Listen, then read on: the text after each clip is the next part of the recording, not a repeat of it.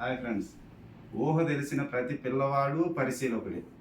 ఆ పరిశీలనకి కాస్త మనం మద్దతు ఇవ్వగలిగినామంటే వాడు ఒక శాస్త్రవేత్తలాగా తయారవుతాడు. కానీ మనం అలా కాకుండా వాళ్ళలో ఉన్న శాస్త్రీయ దృక్పథాన్ని తుంచేస్తున్నాం. పిల్లవాడికి ఊహ తెలిసిన తర్వాత కొన్ని విషయాలంతా పరిశీలించిన తర్వాత వాడికి ఒక సందేహం కలుగుతుంది.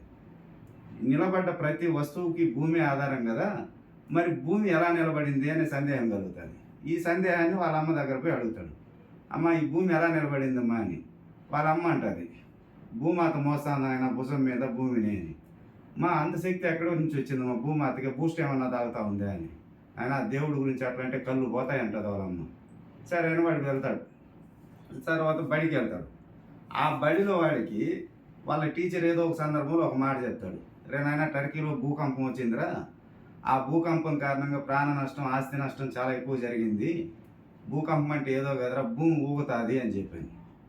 వాడికి ఒక డౌట్ వచ్చేసి నేరుగా వాళ్ళ నాన్న దగ్గర పోయి అన్నాడు, నాన్న భూకంపం అంటే ఏందైనా, భూకంపం ఎందుకు వస్తుందని. వాళ్ళ నాన్న ఏం చెప్తాంటే, భూమాత ఈ భుజం నుంచి ఈ భుజానికి మార్చుకునేటప్పుడు భూమి ఊగుతుంది నాన్న అని. వీడికి మళ్ళీ ఒక డౌట్ వచ్చేసింది, ఏనైనా తుండు గుడ్డ పెట్టుకోవచ్చు కదా భుజం మీద నొప్పి రాకుండా అని. కానీ వాళ్ళ అమ్మ అన్నది కదా, దేవుడి గురించి మాట్లాడితే కళ్ళు పోతాయని. అందుకని చెప్పిన వాడు గమనం ఉండిపోయాడు. తర్వాత కొద్ది రోజులకు వాడికి ఇంకో సందేహం కలిగింది, మరి ఆకాశం ఎలా నిలబడింది అని. వాడే సమాధానం కనుక్కునేవాడు. ఆకాశం నాన్న పైన చేరుకొని పట్టుకొని ఉంటాడు ఆకాశాన్ని అని. ఇట్లా వాళ్ళు ఉన్న పరిశీలన శక్తిని, శాస్త్రీయ దృక్పథాన్ని తుంచేస్తాం. ఒకడేమన్నా అంటే నా దగ్గర వచ్చి, నువ్వు బల్లి నెత్తిని మీద పడితే అరిష్టమనా, ఆ ప్రాణగండం అని అన్నాడు. నేను అందుకే మేము ఇంట్లో హెల్మెట్లు వేసుకొని తిరుగుతూ ఉంటాం, బల్లులు ఎక్కడ నెత్తిన పడతాయని చెప్పని. తర్వాత ఒక చదువుకున్న స్త్రీ ఇంకో చదువుకున్న స్త్రీతో అంటుంది.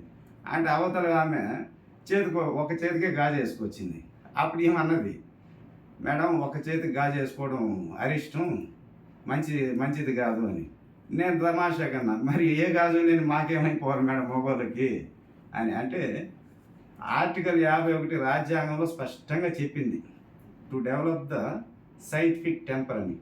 ఈ విషయాన్ని మనం మర్చిపోయి ఈ మూఢనమ్మకాల్ని మనసులో పెట్టుకొని వేసే ప్రతి అడుగు మూఢనమ్మకంతోనే ముడేసుకునేసింది. ఈ దృక్పథం మారాలి friends. Okay, thank you so much.